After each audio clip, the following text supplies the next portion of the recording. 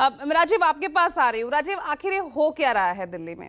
वो महिला सम्मान योजना जो कि बाकी राज्यों में जहां पर सत्ता पक्ष इस योजना के नाम पर एज में रही, सत्ता हासिल करने में भी किस तरह से वो एक आसान तरीका एक कुर्सी तक पहुंचने का ये दिखा भी, लेकिन दिल्ली पर इतनी राजनीति क्यों हो रही है? क्या वाकई दिल्ली सरकार इस योजना पर घिरती नजर आ रही है? एलजी ने इस मामले में जांच के आदेश दे दिए हैं और एक और अप्रत्याशित वो ये कि बीजेपी और कांग्रेस साथ आ गई, ये आरोप लग रहे हैं जो कि कभी नहीं हुआ। तो ऐसे में वाकई महिला सम्मान योजना के नाम पर ये धोखाधड़ी हो रही है या फिर कोरी राजनीति? देखिए पूजा, आप तो छोटी हैं, लेकिन हम लोग जब कॉलेज में थे, यूनिवर्सिटी में थे 90 के दशक में या उसके थोड़े पहले, तो दो तरह के छात्र अच्छा नंबर पाते थे। एक वो जो पूरा सिलेबस की मोटी मोटी किताबें पढ़ के ज्ञान अर्जित करते थे और एग्जाम में नंबर उनके कम आते थे। एक वो थे जो उस वक्त कुंजी मिलती थी, 10 क्वेश्चन की एक कुंजी की पतली सी किताब होती थी और जितना क्वेश्चन का आंसर होना चाहिए बस उतना ही लिखा रहता था। उस 10 में अक्सर 5 फंस जाया करते थे और कुंजी पढ़ने वाले साल भर पढ़ने वालों से ज्यादा नंबर पाके कई बार टॉप भी कर जाते थे। ये कुंजी अब चुनाव में, देश में विधानसभा चुनाव में कुंजी, ये महिलाओं को पैसा देना, महिलाओं को आकर्षित करना, योजनाओं के जरिए एक कुंजी मिल गई है नेताओं को और इसी के जरिए ये रास्ता खुला हुआ है और ये पूरे चुनाव परिणामों ने इसको, इस विश्वास को और पुख्ता किया है। मैं एक एक करके कांग्रेस, बीजेपी और आम आदमी पार्टी तीनों के प्रवक्ताओं से कुछ फैक्ट रख रहा हूं और आप इनसे सवाल पूछिएगा।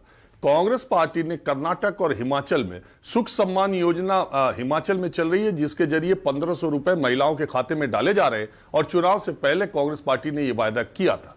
राहुल गांधी ने कर्नाटक में गृह लक्ष्मी योजना के तहत 2000 रुपए अकाउंट में डालने की बात कही थी, वायदा किया था, गारंटी दी थी और इस वक्त कर्नाटक में महिलाओं को 2000 रुपए मिल रहे हैं।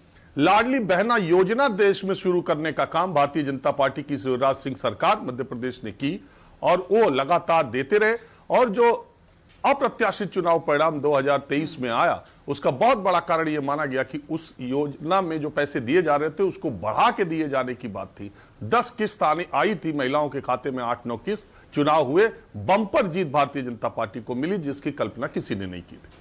अभी महाराष्ट्र में 4 जून को लोकसभा के चुनाव नतीजे आए और 4 जून को महाराष्ट्र में एनडीए को तगड़ा धक्का लगा।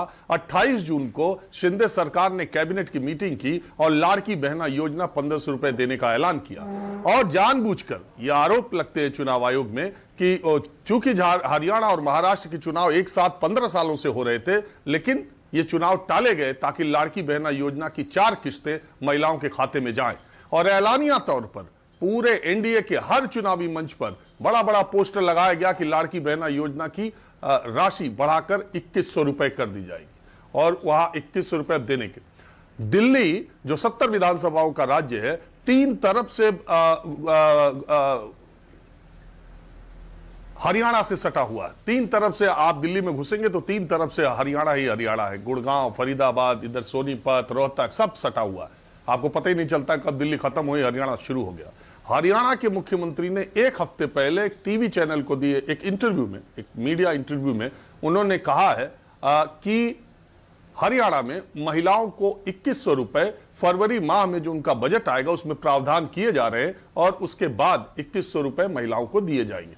बीजेपी ने हरियाणा में यह वायदा किया था। अब आते हैं केजरीवाल। केजरीवाल इससे एक कदम और आगे बढ़ गए। फ्री या रेवड़ियों की राजनीति करने के इस समय के मास्टर तो वही हैं। सबसे पहले फ्री की रेवड़ियां बेच, उत्तर भारत में क्या पूरे दक्षिण भारत को छोड़ दीजिए, तो उन्होंने ही इसकी शुरुआत की है। गारंटी शब्द भी उन्हीं का लाया हुआ है और इसके बाद वो चीज, इसमें तो वो मास्टर हैं, वो एक कदम और आगे निकल गए। 1000 रुपए के लिए फॉर्म भरवाया तो आम आदमी पार्टी ने अभी वो पैसा महिलाओं को नहीं लिया। पंजाब में उनकी आम आदमी पार्टी की सरकार है, 1000 रुपए महिलाओं को देने का वायदा किया था, वहां फॉर्म भरा करके अभी उनके अकाउंट में पैसे नहीं दिए। लेकिन दिल्ली का जब चुनाव आया है तो जगह जगह जगह पूरा एटीएम की तरह प्लास्टिक काट दिया जा रहा है और उस पर केजरीवाल कवच, महिला सम्मान योजना, संजीवनी, मैं तो रोज जाता हूं, मैं देखता भी, और तो केजरीवाल एक कदम आगे है, उनके कार्यकर्ता भी एक कदम आगे है। मैं रोज देखता रहता हूं आप यकीन मानिए, मैं तो आपको बताऊं, कल जैसे मैं जंगपुरा में गया था, वहां से मनीष सिसोदिया चुनाव लड़ रहे हैं।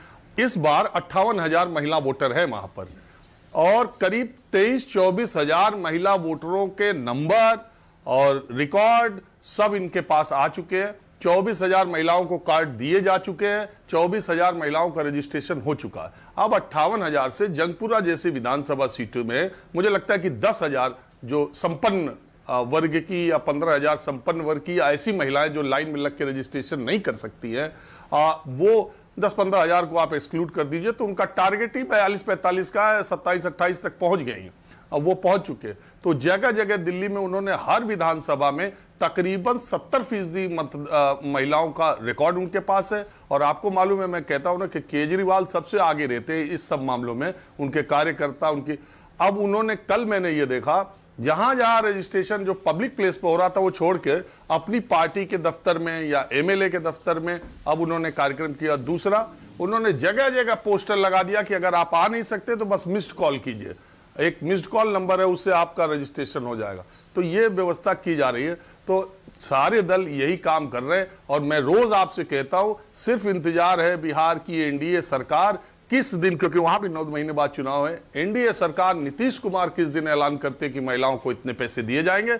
उसके बाद पश्चिम बंगाल का चुनाव होगा।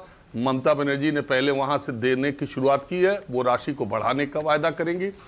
भारतीय जनता पार्टी केजरीवाल के फार्म भराने पर ऐतराज कर रही है, लेकिन वो अभी जब नवंबर में चुनाव हुआ था झारखंड का, तो 7 अक्टूबर को भारतीय जनता पार्टी ने गोगो दीदी योजना के तहत 2100 रुपए देने का वायदा करके इसी तरह का फॉर्म भरवाया था। अगर आप कहेंगे तो फॉर्म मेरे पास उसमें वो दिखा भी दे सकता हूं, नहीं तो झारखंड सब लोग जानते हैं। तो वही एक बात कही जाती है ना, तुम करो तो इवनिंग वॉक, हम करें तो आवारगी।